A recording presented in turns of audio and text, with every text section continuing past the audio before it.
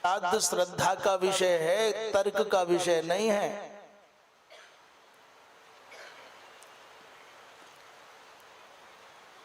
ये प्रसंग वाल्मीकि रामायण में भी आता है।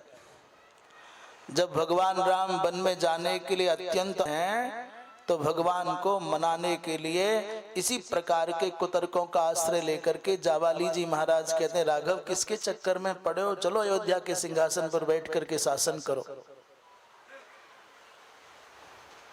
परंतु ये पूर्व पक्ष है। इस विषय में जो लोग ये समझते हैं सूर्य को अर्घ दिया तो जल कैसे पहुंचेगा, पितरों के निमित्त अन्न का व्यय ब्राह्मणों को खिला के किया तो उससे कैसे पितरों का पेट भर जाएगा। कहते एक बड़े विद्वान गंगा जी के किनारे पर भगवान सूर्य को अर्घ दे रहे। यही सूर्य सहस्रांशो तेजो रासे जगतपते अनुकंपय माम भक्त्या गृहाणार्घ्यं दिवाकर।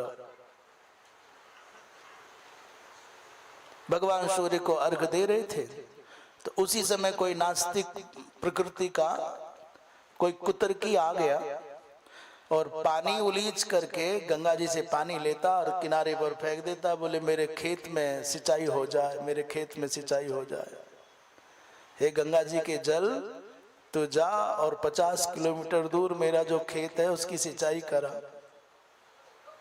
तो किसी ने कहा क्या पागलपन करता है भाई, यहां पानी डालने से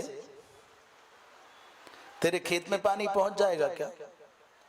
तो उस कुतर्की ने कहा, नास्तिक ने कहा कि यदि लाखों किलोमीटर दूर सूर्य तक इस पंडित जी का दिया हुआ, सनातनी का दिया हुआ अर्घ्य का जल पहुंच सकता है तो फिर मेरे खेत में भी पानी पहुंच जाना चाहिए।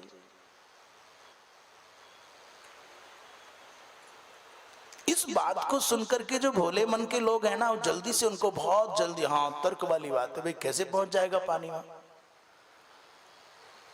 परंतु जो अर्घ दे रहे थे बड़े व्युत्पन्न, बड़े बुद्धिमान व्यक्ति थे। अर्घ देने के बाद, अपनी संध्या संपन्न करने के बाद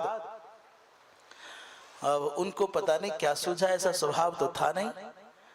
उन्होंने आते ही उस सज्जन को जो पानी उलीच करके अपने खेत की सिंचाई कर रहा था गाली देना आरंभ कर दिया। बढ़िया बढ़िया वाली गाली देने लग गए। पहले बताओ समझ रहे हो कि नहीं समझ रहे हो क्या रहा है। यदि यहां से गंगा के किनारे तुम सूर्य अर्घ देते हो और सूर्य तक पहुंच सकता है तो फिर मेरा पानी मेरे खेत में क्यों नहीं पहुंचेगा, ये नास्तिक व्यक्ति ने तर्क दिया।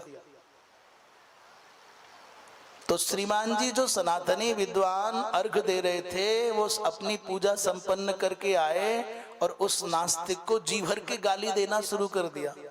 अब गाली का मतलब तुम समझ जाओ क्या क्या दिया जा सकता है। जब गालियां दी गई तो नाराज होने लग गए। जिनको गाली दी जाती थी वो खूब नाराज हुए।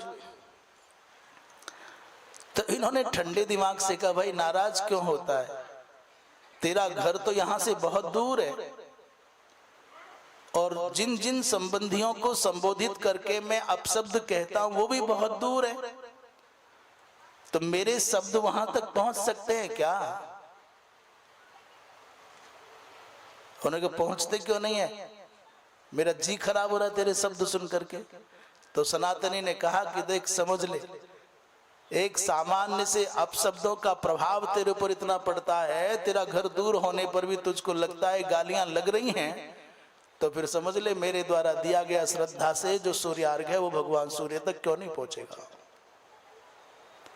अरे तेरे घर तक मेरी गाली पहुंच सकती है तो भगवान सूर्य तक हमारा अर्घ्य का जल क्यों नहीं पहुंचेगा।